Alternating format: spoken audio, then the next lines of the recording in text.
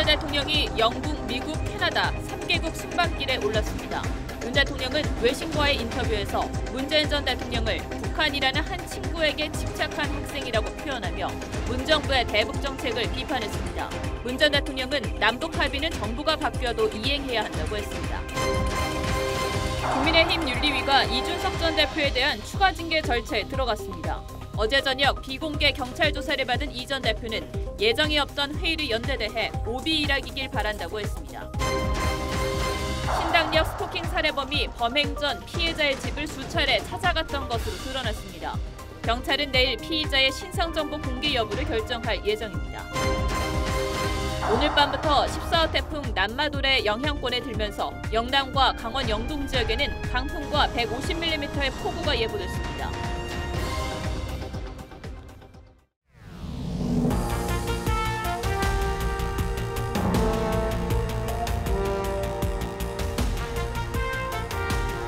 시청자 여러분 안녕하십니까? 뉴스7의 김명우입니다. 윤석열 대통령이 오늘 영국과 미국, 캐나다 3개국 순방길에 올랐습니다.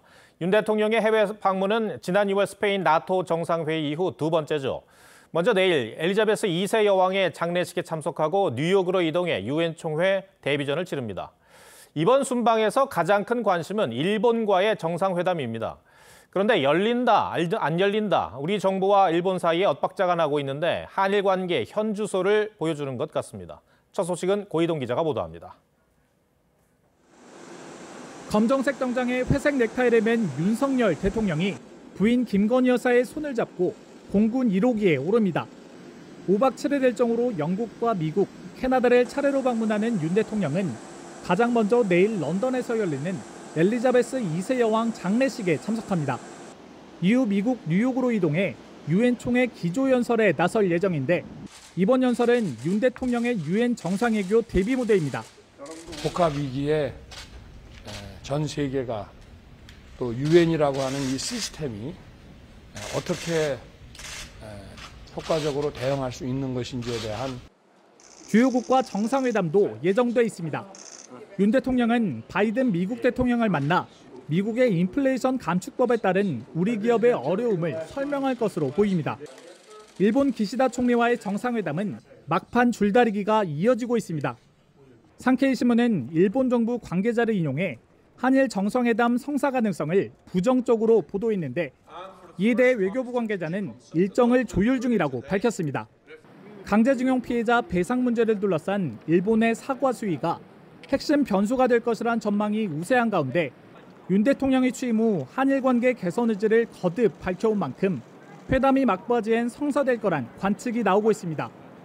TV조선 고유동입니다. 윤석열 대통령이 최근 뉴욕타임스와 가진 인터뷰 내용이 공개됐습니다. 인터뷰를 통해 윤 대통령은 문재인 정부의 대북 정책을 매우 강하게 비판했습니다. 문재인 전 대통령도 퇴임 후 첫 현안 관련 메시지를 냈습니다. 남북 합의는 정부가 바뀌어도 이행돼야 한다고 했습니다. 신유만 기자가 보도합니다. 윤석열 대통령이 3개국 출장에 나선 직후 지난 14일 미국 뉴욕타임스와 진행했던 인터뷰가 공개됐습니다. 윤 대통령은 문재인 전 대통령을 북한이라고 하는 단 한 명의 친구에만 경도된 학생에 비유했습니다. 뉴욕타임스는 인터뷰 기사에서 윤 대통령이 문재인 정부의 남북 정상회담을 정치적 쇼로 불러왔다고 소개했습니다. 어떤 일시적인 그런 평화 쇼 같은 식으로 진행을 해서는 남북 관계에 진전이 없고 윤 대통령은 북한 도발에 맞서 해구산을 포함한 모든 수단을 미국과 함께 마련할 준비가 돼 있다면서 비핵화를 선택한다면 북한의 밝은 경제적 미래가 기다릴 것이라고 강조했습니다. 퇴임 후 현안에 대한 언급이 없었던 문재인 전 대통령은 9.19 군사합의 4주년을 앞두고 오늘 배포된 서면 축사에서 남북 합의는 정부가 바뀌어도 마땅히 존중하고 이행해야 할 약속이라고 강조했습니다. 민주당은 윤 대통령의 인터뷰에 대해 낡은 이념뿐이라고 비판했고 아직도 문재인 아니면 다 된다는 ABM, 즉 애니싱 밭 문에서 벗어나지 못한 것입니까? 국민의힘은 문 전 대통령을 향해 한반도 안전을 위협하는 정치 개입을 멈추라고 했습니다. TV조선 신유만입니다. 집권 여당의 내용은 여전히 진행형입니다. 국민의힘 중앙윤리위원회는 긴급회의를 열고 이준석 전 대표에 대한 징계 절차를 개시하기로 결정했습니다. 어떤 이유로 추가 징계에 나서기로 결정한 건지 현장에 나가 있는 취재기자 연결해 알아보겠습니다. 황병준 기자, 윤리위 회의가 1시간 전쯤 끝난 것 같은데 어떤 결론이 나왔습니까? 네, 3시간가량 진행된 회의는 6시쯤 끝났습니다. 윤리위는 이준석 전 대표에 대한 추가 징계 절차를 개시하기로 했습니다. 이미 이 전 대표는 당원권 정지 6개월 징계를 받은 상태여서 당원 당규상 이보다 수위가 높은 제명이 될 수 있다는 관측이 나옵니다. 이양희 위원장은 회의 직후 당원과 당 소속 의원 등에 대해 객관적 근거 없이 모욕적이고 비난적인 표현을 사용했다며 이 법 위반 혐의 의혹 등으로 당의 통합을 저해하고 당의 위신을 훼손했다고 징계 개시 이유를 밝혔습니다. 그러면서 본인이 원하면 출석 소명의 기회도 항상 주는 걸 원칙으로 하고 있다고 덧붙였는데요. 다음 전체 회의 시점은 정확히 밝히지 않았는데 이달 안에 결정될 가능성이 높다는 관측이 나옵니다. 이준석 전 대표는 어제 경찰 조사를 12시간 가까이 받았죠? 네, 경찰은 어제 12시간 가까이 이준석 전 대표를 조사했습니다. 밤 10시쯤 조사를 마친 이 전 대표는 대기하던 취재진을 피해서 차량으로 귀가했습니다. 귀가 직후 SNS를 통해 경찰 출석 사실을 알렸는데 오늘 오전 윤리위 개최를 비판하는 글도 올렸습니다. 이 조사 일정은 당내 다른 인사나 언론이 입수하지 못했는데 공교롭게 윤리위만 18일 또는 19일로 회의 일정을 조정했다면서 경찰 조사 일정과 겹친 데 대해 오비 일하기를 기대한다고 했습니다. 경찰은 이 전 대표 대면 조사를 끝으로 수사 마무리 수순을 밟고 있습니다. 성접대 의혹은 공소시효 만료로 인해 기소 가능성이 낮다는 관측이 나오는 가운데 성접대 의혹의 사실관계 확인을 바탕으로 증거인멸 교사나 무고 혐의를 기소 의견으로 송치할 수 있다는 전망이 나옵니다. 국회에서 TV조선 황병준입니다. 내일부터 나흘간 국회 대정부 질문이 열립니다. 더불어민주당은 최근 논란 끝에 철회된 새 영빈관 신축 문제 등을 놓고 공격 수위를 높일 계획이고 국민의힘은 민주당 이재명 대표의 사법 리스크를 집중 공략할 것으로 보입니다. 여야가 치고받는 모습을 또 보시게 될 것 같습니다. 권은영 기자가 보도합니다. 대통령실이 영빈관 신축 계획 전면 철회를 발표했지만 민주당은 내일부터 나흘간 열리는 국회 대정부 질문에서 본격 추궁에 나설 예정입니다. 영빈관 신축 추진 배경에 김건희 여사가 있다는 의혹을 거듭 제기하면서 대통령실 이전으로 인한 비용이 계속 늘어나고 있는 점을 집중 공격할 것으로 보입니다. 국민들은 영빈관 옮길 거야라는 김건희 여사의 발언을 떠올릴 수밖에 없습니다. 앞서 이 같은 주장에 이재명 대표에 대한 수사를 영부인으로 물타기해야 한다는 강박일 뿐이라고 일축했던 국민의힘은 대정부 질문에서도 이 대표의 사법 리스크를 집중 공략할 계획입니다. 대장동 백현동 개발 특혜 의혹과 성남FC 후원금, 법인카드 유용 의혹 등 전방위 공세에 나설 전망입니다. 법인카드 유용의 혜택을 이재명 대표는 받은 바 없는지 정말 몰랐는지 등에 대해서 철저히 규명해야 합니다. 대정부 질문 첫날인 내일 한덕수 국무총리, 한동훈 법무부 장관, 이상민 행안부 장관이 국회에 출석합니다. TV조선 권은영입니다. 14호 태풍 남마돌이 북상하고 있습니다. 한반도는 살짝 비껴가면서 일본에 상륙하지만 태풍의 반경이 워낙 넓어서 우리나라도 오늘 밤부터 영향권에 들어갑니다. 특히 강원 영동과 영남 해안가에는 150mm가 넘는 폭우와 강풍이 예보됐습니다. 신경희 기자가 보도합니다. 제14호 태풍 남마돌이 일본 가고시마 남남서쪽 약 210km 부근 해상에서 북상 중입니다. 중심 기압은 935헥토파스칼로 사람도 날려버릴 매우 강한 상태지만 다행히 한반도는 비켜갑니다. 남마돌은 오늘 밤 9시 일본 가고시마 50km 해상으로 근접하고 내일 아침 9시 오사카에 상륙할 예정입니다. 하지만 강풍 반경이 410km에 달해 우리도 영향을 피할 수 없게 됐습니다. 일본 규슈 부근을 지나갈 때 가장 우리나라가 영향에 강한 시기가 될 것으로 예상이 되고 있는데 내일까지 영남에는 150mm 이상, 강원 영동에는 100mm의 폭우가 예상되고 최대 순간풍속 126km의 강한 바람이 예보됐습니다. 남마돌이 관통하는 일본은 초비상입니다. 규슈 지방에는 대규모 피난 지시가 내려졌고 항공편 결항이 계속되고 있습니다. 기상청은 강풍과 폭우, 저지대 침수에 각별히 주의해달라고 당부했습니다. TV조선 신경입니다. 태풍 흰남노에 큰 피해를 입었던 포항은 또 태풍이 올라온다는 소식에 바짝 긴장하고 있습니다. 아직 임시복구만 해놓은 상황이라 걱정이 큽니다. 김동영 기자가 현장을 돌아봤습니다. 굴착기와 불도저가 연신 토사를 옮깁니다. 무너진 제방에는 대형 모래주머니를 채웠습니다. 범람 피해를 크게 입은 포항 냉천은 열흘 넘게 응급복구가 계속되고 있습니다. 복구 작업 중 북상하는 태풍에 주민들은 걱정이 큽니다. 지하에 또 대피하라 하면 또 위험이 될런가 모르지. 지금 뭐 아직도 복구가 다 된 그건 아닌데 이래 되니까. 일대가 모두 물에 잠겼던 인근 전통시장에는 긴장감이 감돕니다. 상인들은 강풍과 침수에 대비하고 뜬 눈으로 밤을 새울 준비까지 마쳤습니다. 부딪히거나 떨어질 수 있는 것들을 지금 다 결박해 놓은 상태거든요. 예, 그렇게 하고 이제 내일 새벽부터 한번 지켜봐야죠. 물건을 쉽게 옮길 수 없는 일부 상인들은 태풍 북상 소식이 야속하기만 합니다. 가벼운 물건이 아니기 때문에 저는 장비 아니면 움직이지 못합니다. 침수해야 돼. 침수 당해야 돼. 할 수 없습니다. 포항 지역 응급복구율은 90%를 넘어섰지만 임시 방편에 불과하다는 점에서 불안감은 여전합니다. 이미 집안이 약해져 산사태가 우려되는 지역도 20여 곳. 포항시는 침수 우려 지역에 양수기를 설치하고 모래주머니를 배부하는 등 태풍 남마돌 북상에 대비하고 있습니다. TV조선 김동영입니다. 신당역 스토킹 살해범이 범행 전 피해자 집을 여러 번 찾아갔던 것으로 드러났습니다. 피해자가 다른 곳으로 이사간 상태여서 만날 수 없자 직장인 지하철역으로 찾아가 범행을 저지른 것으로 보입니다. 이 피의자의 신상 정보를 공개할지 여부는 내일 결정될 전망입니다. 김창섭 기자가 보도합니다. 14일 직장 동료였던 20대 여성 영무원을 잔혹하게 살해한 전 씨. 전 씨는 범행을 저지르기 전 수차례 피해자 집을 찾아갔습니다. 하지만 피해자는 이미 거주지를 다른 곳으로 옮긴 상태. 피해자가 며칠 동안 주소지에 나타나지 않자 전 씨는 범행 당일 오후 6시 직장 내부 전상망을 통해 피해자 근무 일정을 파악하고 3시간 뒤 신당역에서 범행을 저질렀습니다. 피해자를 스토킹한 혐의 등으로 재판에 넘겨져 1심 선고를 하루 앞둔 날이었습니다. 전 씨는 경찰 조사에서 재판 관련 합의를 하려고 집을 찾아갔다고 진술했습니다.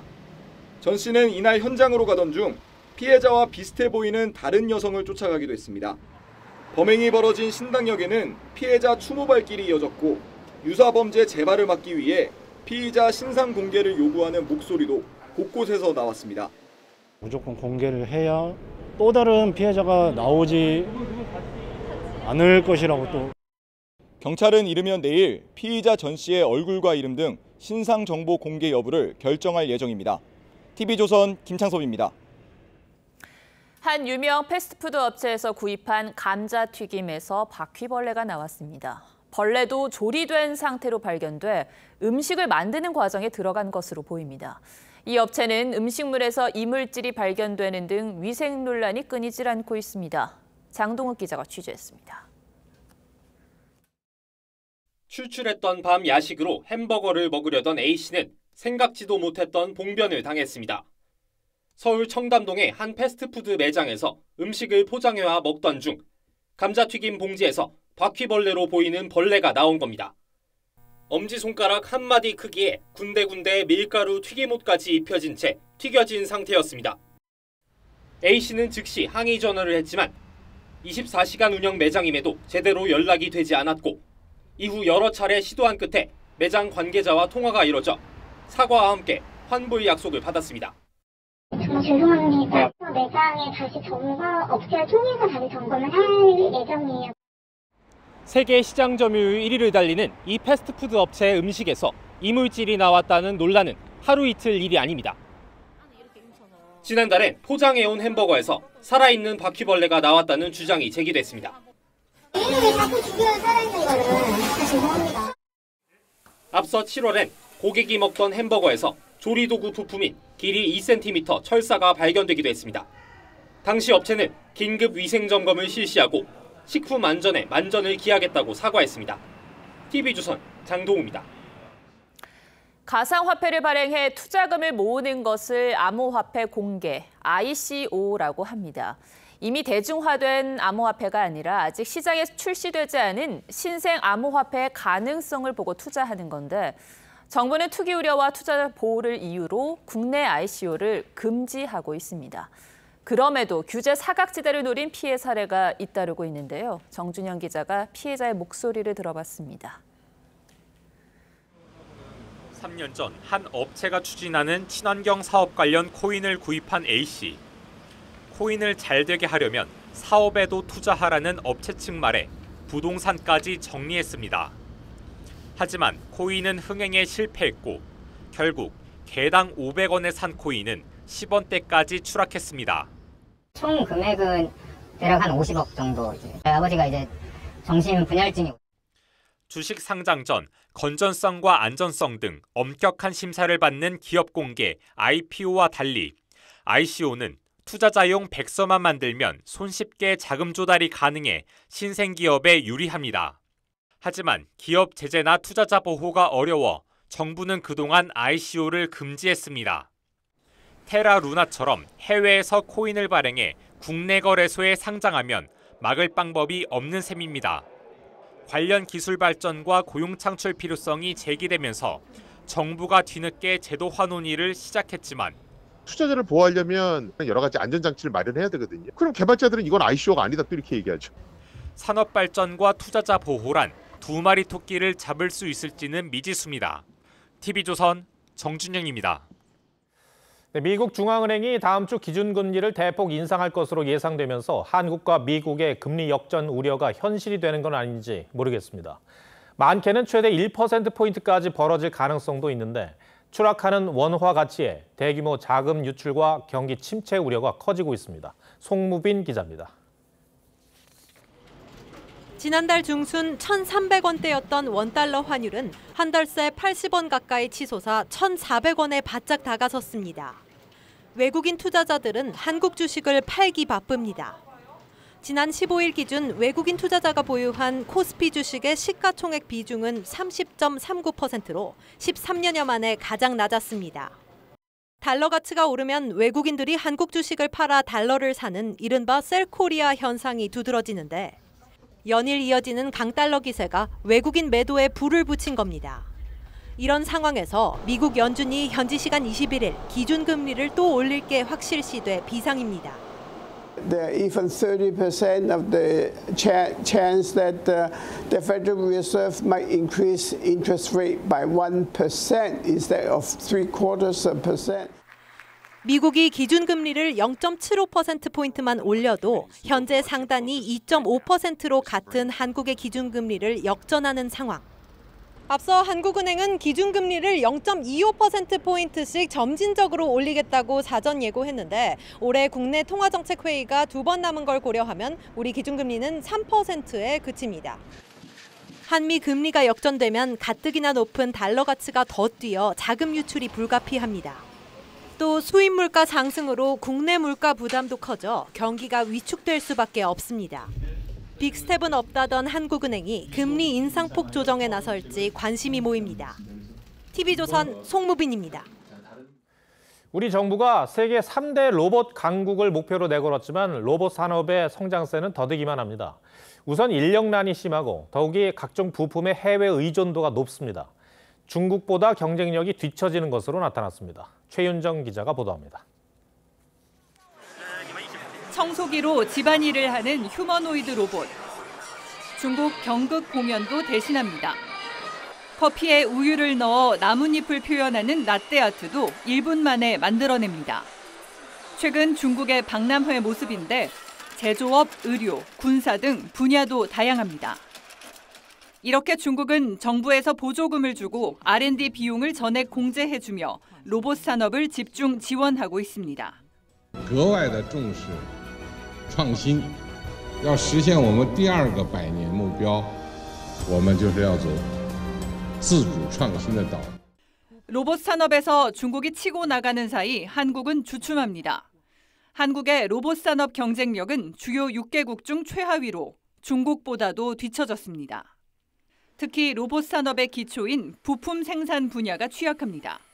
로봇을 움직이게 하는 모터와 같은 핵심 부품의 일본 의존도가 높은 것으로 나타났습니다. 로봇을 운용하는 소프트웨어의 국산화율은 24%에 머물러 있습니다. 한국은 각 기업이 가치 사슬 전 단계를 담당해 비용이 증가하고 경쟁력이 저하됩니다. 기업 간 연계가 필요한 상황입니다. 세계 3대 로봇 강국을 선언한 우리나라. 핵심 부품의 높은 수입 의존도와 취약한 기술력 등으로 경쟁력을 잃어가고 있습니다. TV조선 최윤정입니다. R200, 지난 대선 후보 토론 과정에서 화제가 된 말이죠. 이 100% 재생에너지로 생산한 전기만 사용하겠다는 글로벌 기업들의 모임입니다. 삼성전자가 R200에 가입하기로 했습니다. 그런데 우리나라는 태양광과 풍력 등 재생에너지 발전량이 턱없이 부족하고 가격도 비싸 현실적으로 실현 가능한지 의문이 나옵니다. 장혁수 기자가 보도합니다. 7조 원 규모의 친환경 경영 전략을 발표한 삼성전자가 가장 먼저 내놓은 건 R200 가입입니다. 사업장에서 쓰는 전기를 100% 재생에너지로 바꾸겠다는 건데 목표는 2050년입니다. 기후위기 극복에 적극 동참하고 2050년 탄소 중립 달성을 위해 최선을 다할 계획입니다. R200에 가입한 국내 기업은 삼성과 현대차, SK와 LG 등 4대 그룹을 포함해 모두 23개로 늘었는데 문제는 재생에너지 수급입니다. 태양광 발전의 효율은 15%, 풍력 발전의 효율은 20%에서 40%에 불과합니다. 우리나라 재생에너지 발전 비중은 전체의 7.5%로 OECD 평균의 4분의 1 수준입니다. 지난해 삼성전자가 사용한 재생에너지 5,278기가와트시 가운데 한국에서는 겨우 500기가와트시만 확보했습니다. 공급 부족은 비싼 가격으로 이어져 태양광 발전 단가는 우리나라가 미국이나 중국보다 2배 이상 높습니다. 스스로가 태양광을 생산하기도 하고 직접 공급하는 길을 찾기도 합니다만 우리나라에서는 그건 아직까지 불가능합니다. 많은 기업들은 비용 부담에 인프라 미흡 등을 이유로 재생에너지 사용에 난색을 표하는 상황. 거세지는 친환경 전환 요구에 기업들의 고민이 커지고 있습니다. TV조선 장혁수입니다. 오늘 서쪽 지역을 중심으로 늦더위가 이어졌지만 길가에 핀 코스모스를 보니 가을이 점점 가까워지고 있는 것을 느낄 수가 있었습니다. 하지만 모레부터는 아침 기온이 뚝 떨어진다고 합니다. 김다루 기자입니다. 주황빛 코스모스가 파란 하늘과 어우러져 가을 정취를 풍깁니다. 불어오는 바람에 꽃잎은 살랑이고 활짝 핀 꽃을 배경으로 사진을 찍으며 추억을 남깁니다. 이렇게 코스모스 엄청 핀 거는 처음 봤어요. 핑크색 많이 봤는데 이렇게 주황색 꽃은 또 처음 봐가지고 신선하네요. 늦더위가 기승을 부리지만 땀을 식혀주는 선선한 바람에 가을이 성큼 다가왔음을 느낍니다. 그래도 이런 원두막이 있어서 더위도 피하고 습도는 높은데 선선하고 아주 좋았습니다. 초록을 자랑하던 벚나무 잎이 하나둘 노랗게 물들었습니다. 은빛 갈대는 바람에 흔들리며 계절의 변화를 알립니다. 이제 바람 때문에 낙엽들도 이제 점점 떨어지기 시작하고 이제 계절이 바뀌는 느낌이 드는 것 같아서 더 기분 좋았던 것 같습니다. 오늘 서쪽 지역을 중심으로 폭염특보가 내려지는 등 9월 늦더위가 이어졌습니다. 태풍 남마돌이 지나가는 내일 저녁부터는 북서쪽에서 찬 공기가 유입되면서 모레인 화요일 아침부터 전국의 아침 최저 기온이 11에서 18도까지 뚝 떨어질 전망입니다. TV조선 김다로입니다. 남북을 가로지르는 비무장지대는 전쟁과 분단의 아픔이 고스란히 담겨 있는 곳이죠. 70년 만에 처음으로 이 DMZ 내부에도 일반인이 다닐 수 있는 길이 개방됐는데 군사 통제 구역이다 보니 천혜의 자연 환경이 그대로 보존되어 있습니다. 이승훈 기자가 다녀왔습니다. DMZ 비무장지대를 가로막던 육중한 철문이 열립니다. 지뢰 표지판이 설치된 숲속 흙길. 철조망 너머엔 맑은 계곡물과 폭포가 절경을 이루고 천연기념물 사냥의 배설물도 곳곳에서 발견됩니다. 금강산으로 가는 최단거리 육로 31번 국도인데 1953년 분단 이후 70년 만에 DMZ 평화의 길이 개방됐습니다.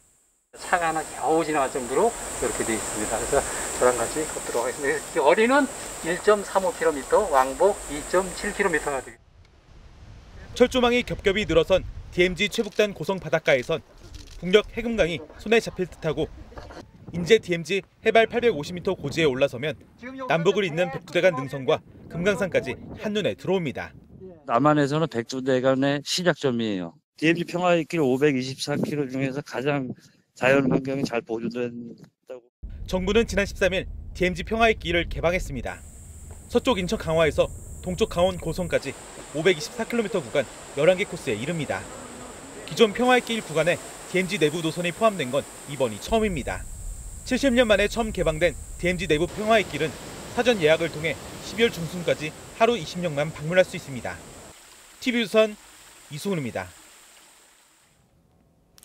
네, 방역 당국이 6개월 뒤에는 코로나 대유행을 벗어나 일상 회복이 가능할 것이라고 전망했습니다. 그러니까 실내 마스크 착용 의무도 내년 봄이면 풀 수 있다고 보고 준비에 들어가겠다는 겁니다. 실제로 위험 수준이 어느 정도로 떨어진 건지, 다른 나라의 경우는 어떤지 사회정책부 윤수영 기자와 따져보겠습니다. 윤 기자, 방역 당국이 6개월 뒤라고 시점을 콕 집어 이야기하면서 일상 회복을 말한 건 또 처음이죠. 네, 그렇습니다. 정기석 중대본 코로나19 특별 대응단장의 발표 직접 들어보시죠. 일상적 대응 체계 전환에 관한 논의가 필요한 시기가 되었다. 앞으로 한 6개월 정도 뒤면은 앞서 WHO 거브러여수스 사무총장도 최근 전 세계 코로나 확진자 수와 사망자 수 감소를 근거로 끝이 보인다고 했습니다. 그렇다면 내년 봄이면 우리가 흔히 말하는 엔데믹에 들어간다라는 얘기입니까?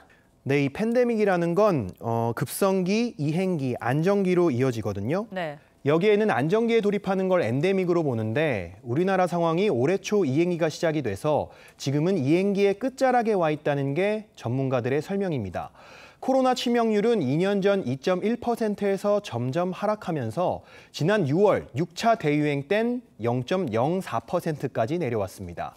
이 보시는 것처럼 연령대별 코로나 치명률도 독감과 거의 유사하고 이 40대 이하에선 독감과 같은 수준입니다. 네. 인구 절반 정도가 코로나 확진으로 면역력이 생겼고 백신과 치료제라는 무기를 가진 점도 일상 회복의 기대를 높이고 있습니다.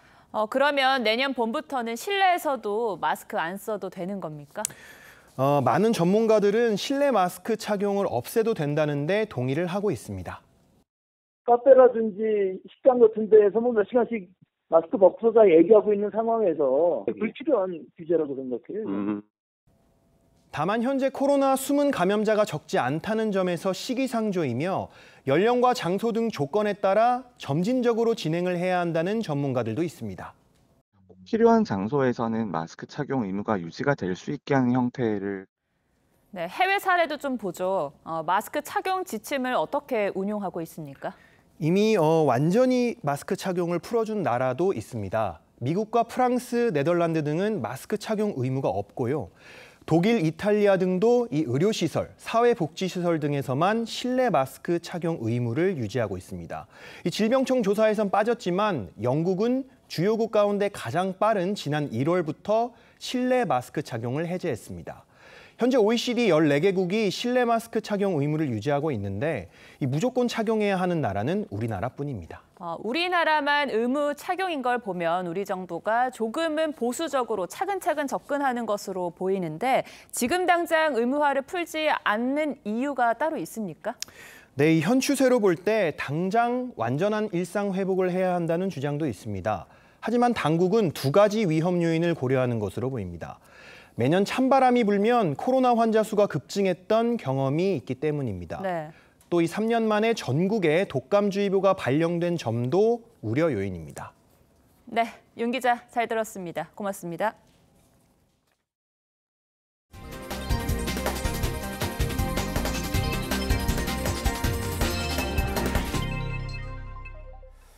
영국 엘리자베스 2세 여왕의 장례식이 내일 엄수됩니다. 여왕을 잃은 영국인들이 지난 9일 동안 보인 추모 열기는 놀라울 정도였습니다. 우리나라에서도 오늘 추도식이 열렸는데 영국 연방국 대사와 국내 체류 영국인이 모여 애도의 시간을 가졌습니다. 안윤경 기자가 현장에 다녀왔습니다. 예배당 안에 음악이 울려 퍼지자 모두 자리에서 일어납니다. 앞쪽에 놓인 엘리자베스 2세 여왕 사진 앞엔 흰색 국화꽃다발 2개가 놓이고 양쪽에 촛불이 켜집니다.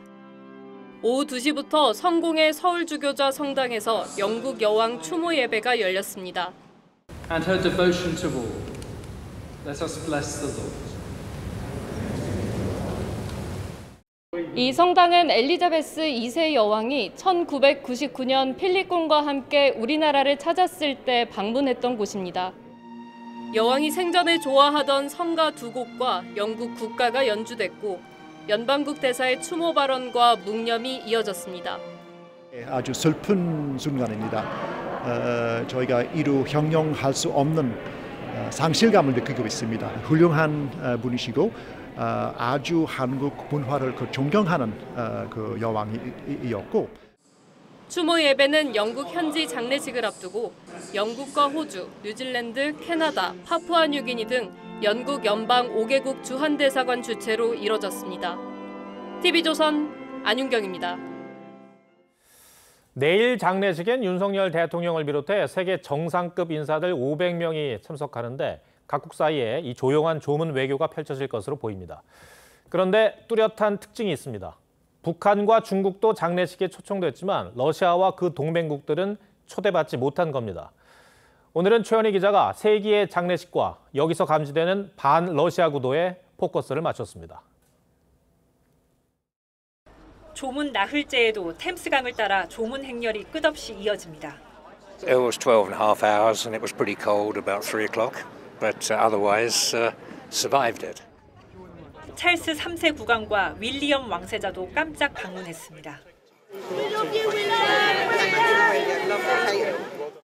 현지 시간으로 내일 아침 일반 조문이 끝난 뒤 오전 11시 국장이 엄수되고 영국 전역이 2분간 묵념에 들어갑니다.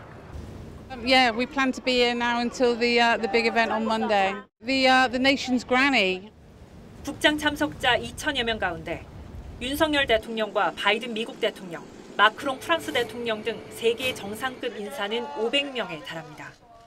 북한과 이란도 대사급 인사가 초청받았고 중국에서도 왕치산 부주석이 참석합니다. 外国代表团应英方的邀请出席活动，是对已故女王的尊敬和对英国的重视. 그런데 푸틴 러시아 대통령은 초대받지 못했습니다.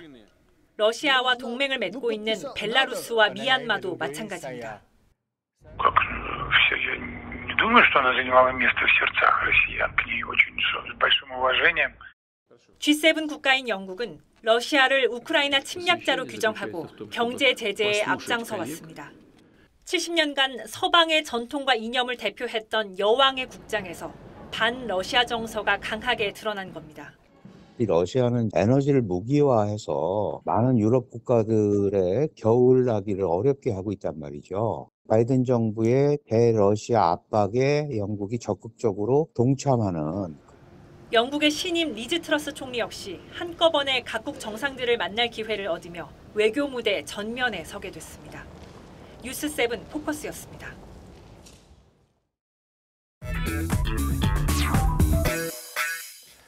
뉴스야 시작합니다. 정치부 이채림 기자 나와 있습니다. 첫 번째 물음표 볼까요? 네, 첫 번째 물음표는 또 법대로입니다. 네. 오늘 국민의힘 상황을 전해드렸는데 이준석 전 대표에 대한 추가 징계 가능성이 있어 보여요.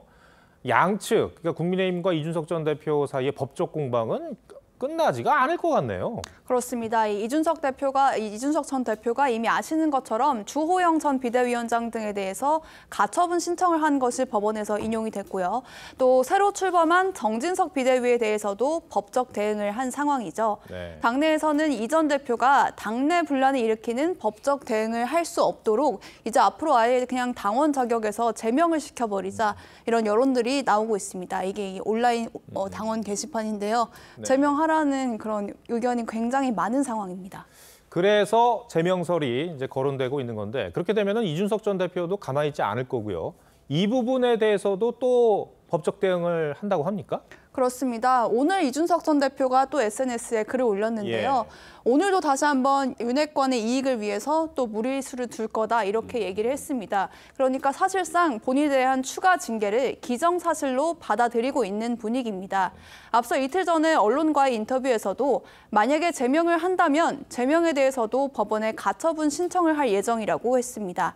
이렇게 윤리위가 제명을 결정하게 될 경우에 당원 당규상 지도부가 이를 최종적으로 의결하도록 돼 있기 때문에 이 전 대표 측이 비대위의 효력을 문제 삼으면서 징계 효력을 놓고도 또다시 법적 공방을 이어갈 가능성이 높습니다. 네, 어제 이 전 대표가 경찰에 출석도 했습니다. 조사는 어떻게 진행이 되고 있다고 합니까? 네, 어제 이준석 전 대표가 경찰에 직접 출석을 하면서 이 성접대 의혹 수사가 마무리 단계에 접어들었다 이런 관측이 많은데요. 수사 과정에서 경찰이 여러 증언과 정황을 확인한 것으로 알려졌지만 공소시효가 이미 지난 상태입니다. 그래서 2015년 9월에 이 전 대표가 마지막으로 받았다는 명절 선물과의 포괄일제 적용이 가능할지 이게 기소 여부를 가릴 것으로 보입니다. 그러면 경찰 수사로도 이준석 전 대표를 둘러싼 의혹을 확인할 수 없을 수도 있는 겁니까? 그렇습니다. 이 공소권 없음으로 결론이 날 경우에는 성접대 의혹에 대해서 수사기관이나 사법기관이 명확한 사실관계를 확인해주지 않는 것이기 때문에 논란이 계속될 수도 있습니다.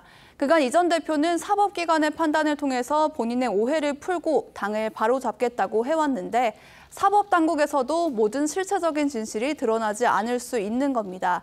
때문에 당내에서는 이제 강대강 대치는 그만두고 정치적으로 해결해야 한다 이런 목소리도 나오고 있습니다.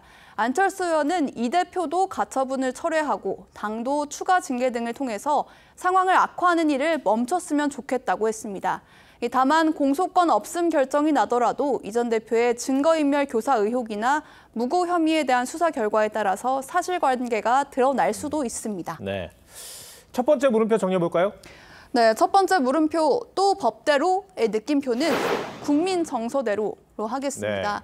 이 65%가요. 최근 한국갤럽이 어떤 여론조사를 했는데 여기에서 이 정치인의 호감도를 물었습니다.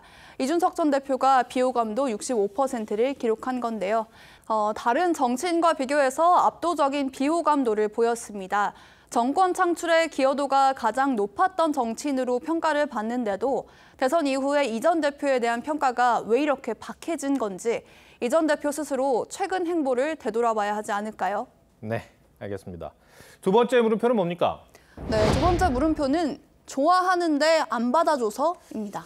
네, 정말 이 신당역에서 스토커에게 살해를 당한 영무원 정말로 충격을 주고 있는 그런 사건인데요. 근데 저 말이 그러니까 한 서울시 의원이 오세훈 서울시장 앞에서 한 말이었어요. 망언이라는 지적까지도 나오고 있죠. 그렇습니다. 말씀하신 대로 이 더불어민주당의 이상훈 서울시 의원이 이틀 전 시의회에서 직원들의 정신 건강 문제에 대해 언급하는 과정에서 이런 표현을 쓴 건데요. 먼저 들어보시겠습니다. 좋아하는 친데 그걸 안 받아주고 하니까 여러 가지 이제 폭력적인 이제 대응을 남자 직원이 한 것 같은데요. 나름대로 열심히 아마 사회생활과 취업 준비를 했었을 우리 서울 시민의 청년일 겁니다. 지금 들은 말 중에서도 또 한 가지 부적절한 게 지금 피해자가 사망을 하지 않았습니까? 근데 폭력적인 대응이라는 표현은 수위를 한참 더 낮춘 표현이잖아요.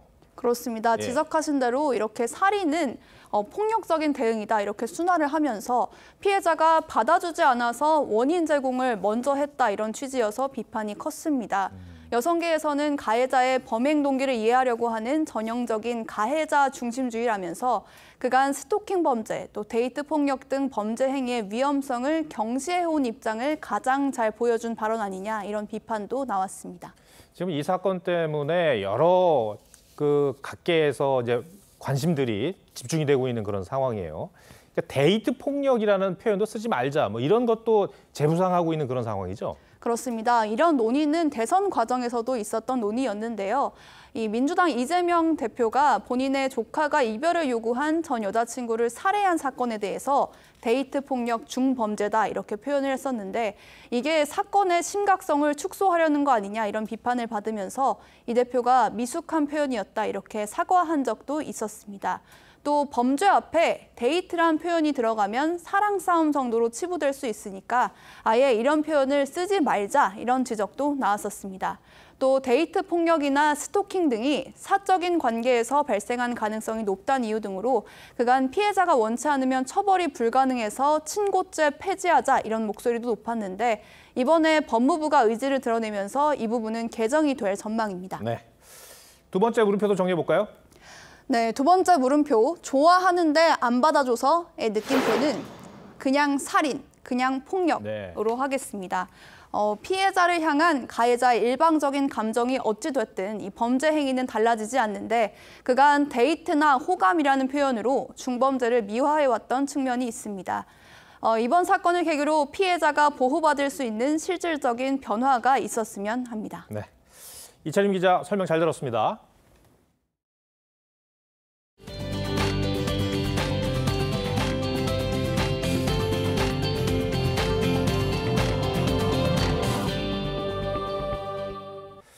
테니스 왕제 로저 페더러가 현역 은퇴를 선언하자 스포츠 스타들이 아쉬운 작별 인사를 전하고 있습니다. 데이비스컵 본선 경기가 진행 중인 대회 현장에서도 많은 선수들이 벌써부터 그리워했습니다. 스페인에서 김관 기자가 들어봤습니다. 2003년 첫 윈블던 정상. 황제의 등장은 그렇게 세상에 알려졌습니다. 그리고 가장 먼저 메이저 대회 우승 20번을 달성했고 237주 연속 세계 1위의 대기록을 세웠습니다. 41살, 지난 24년 동안 1,500경기 이상을 치렀고 이제는 몸의 한계를 알고 있다며 은퇴를 선언했습니다.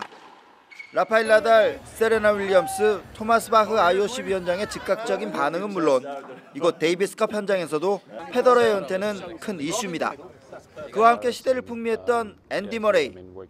He was an amazing player. I was lucky to get to compete against him in some of the biggest matches. 세르비아의 케츠마노비치는 감정이 북받쳐 올랐습니다. Extremely sad. You know, I think we're all gonna miss him. 우리 대표팀의 에이스 권순우가 훈련을 끝낸 뒤 흰 쌀밥에 식사를 합니다. 투어 선수들을 보니까 또 잘 뛰는 선수들 밥 먹는 걸 보니까 그냥 흰 쌀밥에 치킨을 먹거나 이렇게 아니면 흰 쌀밥에 연어 구이를 먹더라고요.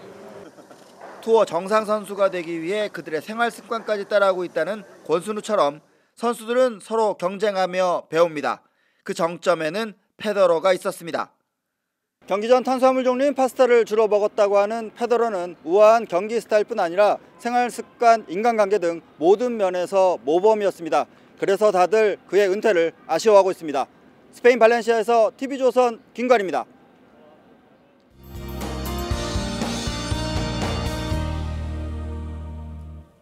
태풍 난마돌은 매우 강한 세력을 유지한 채 북상하고 있습니다. 내일 출근 시간대 정도면 일본에 상륙을 할 것으로 보이는데요. 태풍이 가까워지면서 태풍특보, 강풍특보가 확대 강화됐고요. 오늘 밤부터 내일 낮 사이가 최대 고비가 될 것으로 보입니다. 특히 제주와 영남 해안에는 순간 최대 풍속, 초속 35m에 달하는 돌풍이 몰아치겠는데요. 이 정도면 간판이 떨어져 나가고 제대로 걷기 힘든 정도의 위력입니다. 안전사고에 각별히 유의하시는 것이 좋겠습니다. 동해안을 중심으로는 많은 비, 강한 비도 집중을 하겠습니다. 내일까지 영남 해안에 최대 150mm 이상의 많은 비가 내리겠고요. 영동 지역으로도 최대 100mm, 그 밖에 남부지방과 제주에도 5에서 80mm 정도의 비가 예상됩니다. 비바람과 함께 물결도 높게 일겠습니다. 제주와 동해, 남해상에는 최고 10m의 파도가 높게 일겠고요. 폭풍 해일의 가능성도 있겠습니다. 태풍으로 인한 피해 없도록 대비에 만전을 기해 주시기 바랍니다. 오늘 찾아온 늦더위는 내일부터 차차 누그러질 전망입니다. 날씨였습니다. 과거에 취재 과정에서 스토킹 피해자와 얘기를 나눈 적이 있습니다. 특히 직장 동료나 지인, 친구 등 남성과 저녁 자리가 마련되면 그걸 어떻게 알았는지 불쑥 나타나 행패를 부린 적이 여러 차례라고 한 게 기억납니다. 한마디로 당해보지 않으면 알 수 없는 공포 그 자체라는 겁니다. 스토커의 흉기에 도심 지하철역에서 숨진 영무원 사건의 충격이 가시질 않습니다.